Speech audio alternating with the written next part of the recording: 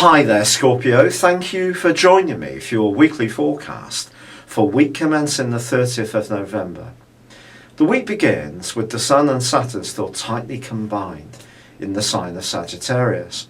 This is really asking you to think very carefully about your resources. If you've worked very hard over a long period of time, it's possible you may see all that hard work and perspiration crystallizing in a firmer, more secure financial foundation. But it's also possible that you may have to be thinking much more realistic about what you should spend your budget upon.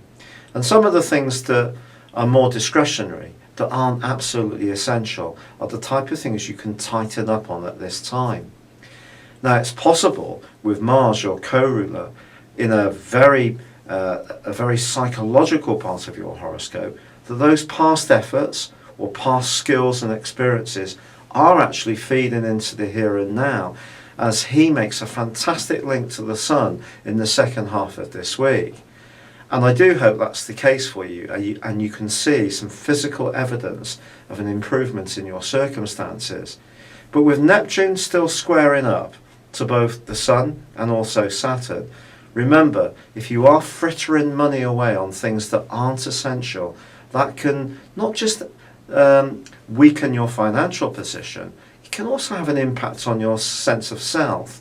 And that's an area that you can work on now, because the second solar house, which is so active, is just about as much as how we feel about our own self-worth as it is about our bank balance.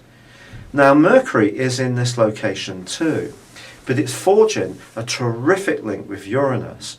Now, Uranus is a planet which is exalted in Scorpio, which means although you are a fixed sign, because of your appreciation of transformation which comes from Pluto, your co-ruler, you kind of instinctively get that Uranus and all its agenda for change can actually be very good, and that can see you with quite a love of novelty, of gizmos and technology, or it can see you sometimes very resistant to those kind of changes. But this week its angle with Mercury can see you perhaps spot an opportunity where, if you can be flexible, you could again gain financially. So it's not all doom and gloom. However, Mars does clash with Pluto in the second half of this week. And if you do find yourself being a bit defensive or prickly, then it's possible that this does relate to very old stuff that's accumulated deep within you. I firmly believe that we do store emotions within the fabric of our bodies. It may be a controversial viewpoint, but I really do believe it's one that holds water. And holding water is part of it in a way, isn't it, if we think about it, because emotion is water. So if you do find yourself almost erupting at some point in the second half of this week over something that gets said or you feel uncomfortable about, try not to be too hard on yourself. There may be some unresolved debris from past events you've yet to sort through, and it could still be operating quite strongly within you. Now, there is a quarter moon on Thursday which just asks you to be conscious of the values you hold and the values of the people you hang out with hold. Because if there is any divergence between you and people you've known for some time, that may become more obvious at this moment.